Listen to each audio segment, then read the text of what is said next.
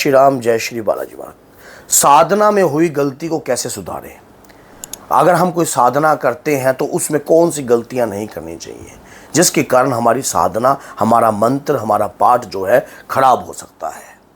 कई भक्तों ने इस प्रकार के क्वेश्चन जरूर आए मेरे पास, व्हाट्सएप पे भी आए हैं और व्हाट्सएप चैनल पर भी आए हैं मेरे पास कि गुरुजी हम जो साधना कर रहे थे गुप्त नवरात्रि में, उस दौरान हमारे से बहुत सारी गलतियां हुई।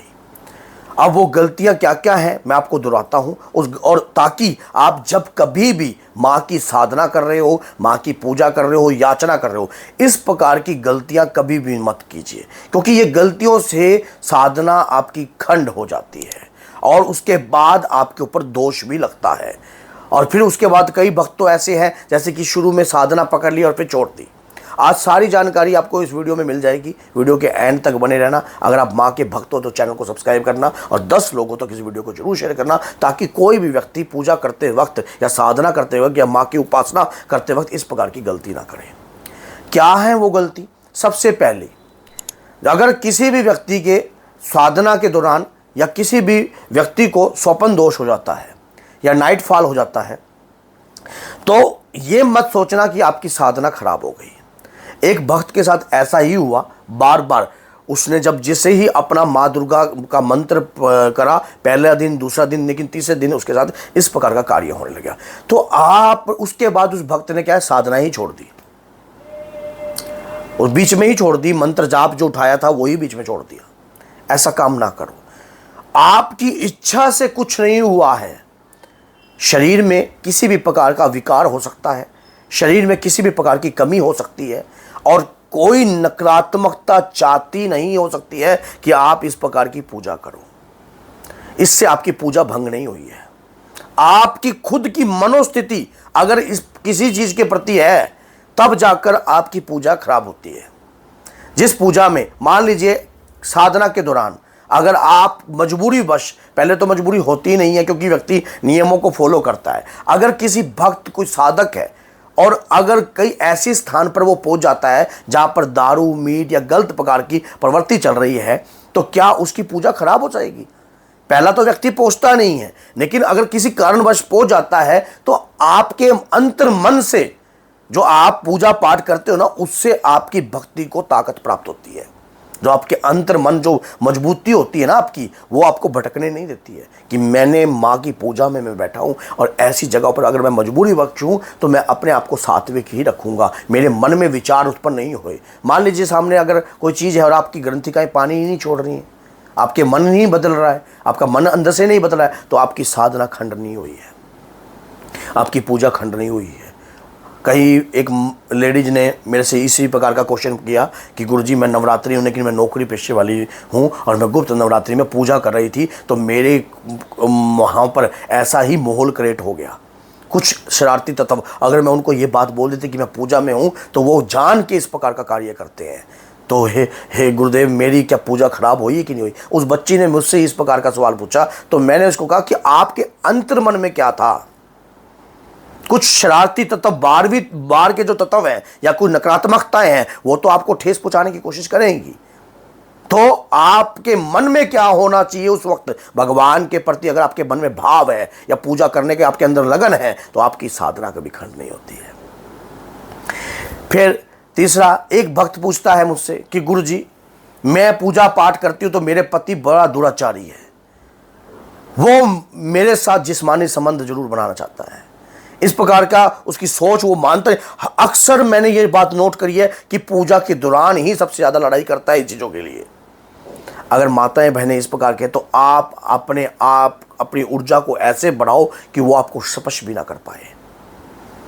नवरात्रि तक आपको ब्रह्मचारी रहना चाहिए, लेकिन अगर कोई आदमी जबरदस्ती कर रहा है तो उसका दंड मां स्वयं उसे देगी। आप उसमें आपकी कोई इच्छा नहीं होनी चाहिए। देखो, इस पर भी वीडियो बनानी बहुत ज़रूरी है, क्योंकि जब इस प्रकार के कमेंट आते हैं या इस प्रकार के लोग मैसेज करते हैं तब उनकी इस वीडियो से उनके पास तक ये मैसेज जा सकता है। आप अपने पति को प्यार से समझा सकते हो और हर प्रकार का कार्य समझा सकते हो कि ऐसा कार्य पूजा के दौरान नहीं चलता है। और माता रानी अगर वो देवी देवताओं के प्रति अपशब्द बोल रहा है तो उसके शरीर पर कोई नकारात्मकता बैठी है या इस चीज के प्रति ज्यादा ललायित होता है, तो कोई ना कोई नेगेटिविटी उसके शरीर पे है जो चाहती नहीं है आप पूजा पाठ करो।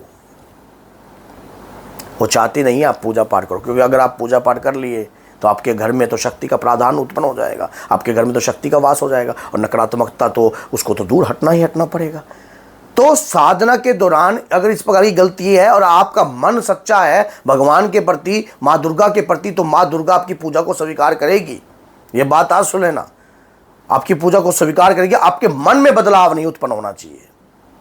फिर कुछ लोग ऐसे हैं कि साधना कर रहे हैं और लोगों को ठेस भी पहुंचाते हैं, हृदय दुखाते हैं लोगों का, गाली गलौज करते हैं मुंह से, और ऐसा करते हैं तो ऐसे लोगों की साधना लगती नहीं है, चाहे कितना ही आप देवी देवता। और मुंह में गुटखा पाकर, पान खाकर और गुटखा खाकर, और यहाँ तक कि बीड़ी सिगरेट पीकर अगर आप देवी को रिझाने की कोशिश कर रहे हो तो ये चीज़ सही नहीं है।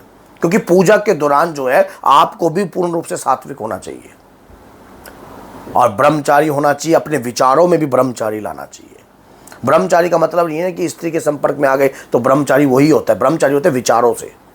आपके विचार शुद्ध होने चाहिए, आपके विचार ना बदल पाए किसी भी चीज़ के प्रति, आपके मन में माँ के प्रति भाव रहे।